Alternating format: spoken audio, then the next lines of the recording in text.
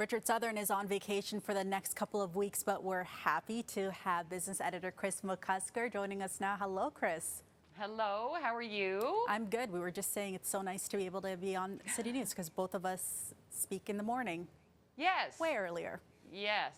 So we're much better rested today than perhaps some of our other chats. We certainly are. Okay, let's start this off with a question somebody actually asked me earlier on in the day with the potential strike at a major grocery store chain. The countdown seems to be on.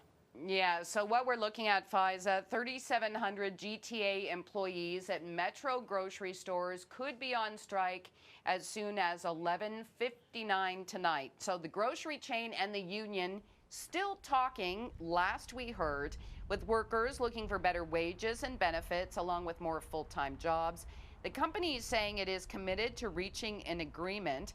Now, reports have said that there has been some progress since that unanimous vote last month in favor of a strike, but really we don't know much else at this point.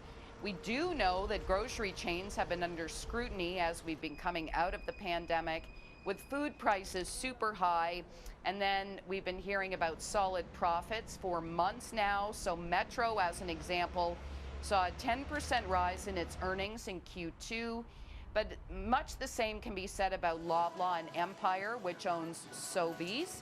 There was also a report not that long ago from the Competition Bureau urging all levels of government to increase competition in the grocery industry. So really, this potential walkout at Metro grocery stores, part of a larger picture, let's say, overall about, some, I guess, upheaval possibly in the grocery industry. Right, and something else we're watching closely, inflation. Is it finally coming under control? We are hearing that we might be getting some good indicators tomorrow, but I don't like your sigh right there, Kris. Yeah, well, see, here's the thing. The Bank of Canada likes the inflation target to be at 2%. The last reading was 3.4%, and we are expecting a drop to 3% for the June report. However, the problem here is that inflation is still sticky.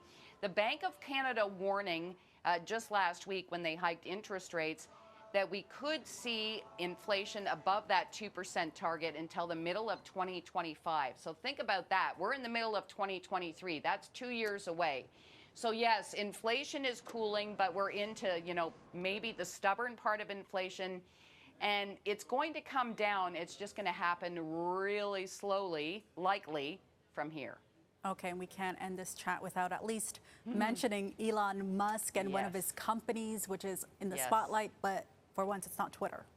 Right, so this time we're talking about Tesla, and that stock moved higher again today, Faiza.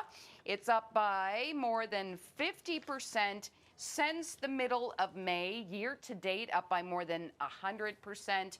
So the company is set to report earnings on Wednesday, and this comes after the electric car maker cut prices in an effort to boost sales. Now, the expectation is that likely did the trick, potentially powering the company to its strongest revenue growth, but at the same time, its gross profit margin also likely moved lower. This is the world's most valuable automaker. It reportedly produced 13,000 plus vehicles in the quarter than it handed to customers. So that's going to be a trend that analysts will watch going forward. Yes, so making too many cars now.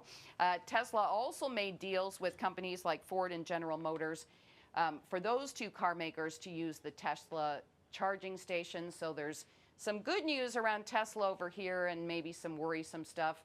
We'll know for sure on Wednesday when that company reports earnings. Something else to look out for this week. Thanks for joining us, Kris. Yes, okay.